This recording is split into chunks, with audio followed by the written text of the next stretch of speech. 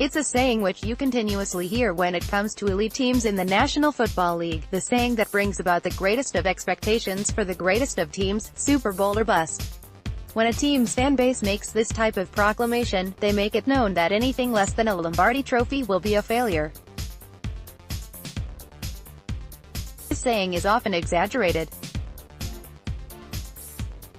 Most teams don't really have to win it all to have a successful season, and even great teams sometimes don't come away with the big win. The 2018 Atlanta Falcons will be one of those rare cases where the season will look like a disappointment if they don't hoist the Lombardi Trophy amidst the confetti on the first Sunday in February. You don't need me to tell you that the Atlanta Falcons have never won a Super Bowl. You've probably heard that factoid enough in your lifetime.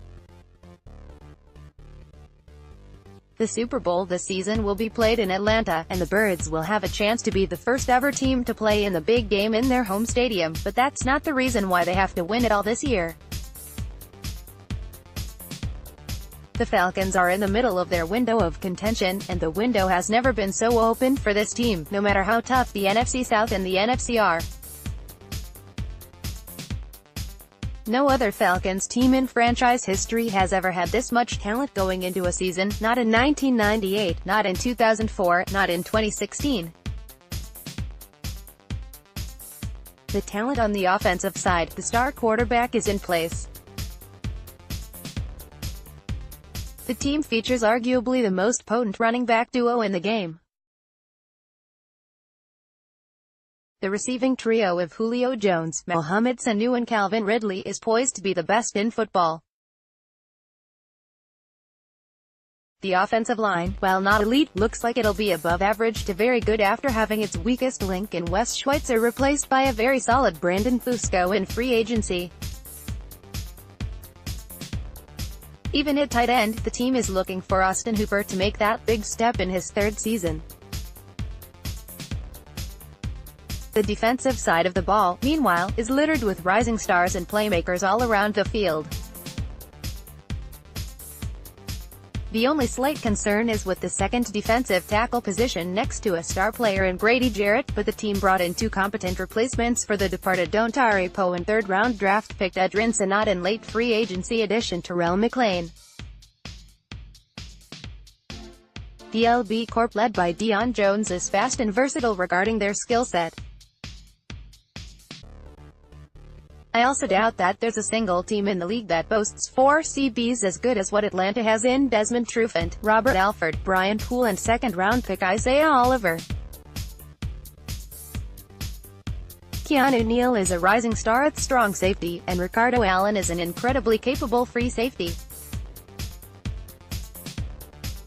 Maybe the most exciting part of the defense is the fact that the team has two legitimate pass rushers for the first time in over a decade in the form of Tuck McKinley and Vic Beasley.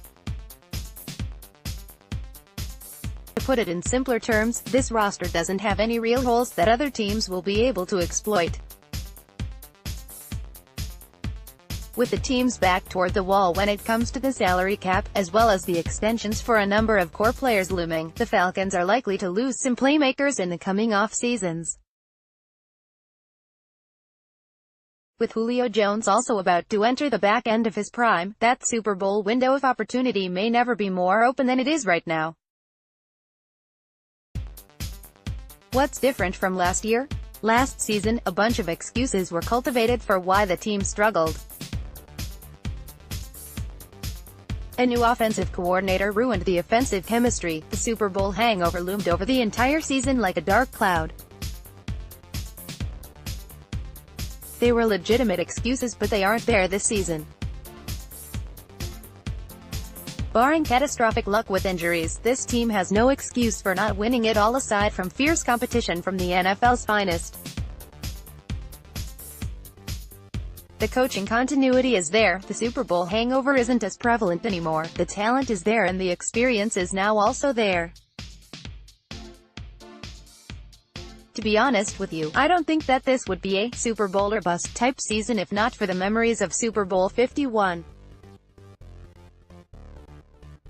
This team has to win the big one at least once so that they can overcome that blown lead in Houston, both for their own sake and for the sake of the fan base. You can look toward the misery of the Buffalo Bills or Minnesota Vikings fan base as a warning of what's to come if our lasting memory of this brilliant core ends up falling short of what we all expected. I'm not saying that the window won't still be open in the 2019 season, but it probably won't be as open as it will be this year. Unless a catastrophic injury that derails the campaign occurs, then this entire season will be a failure unless Matt Ryan, Dan Quinn and Arthur Blank are hoisting the Lombardi Trophy at the Benz when all is said and done.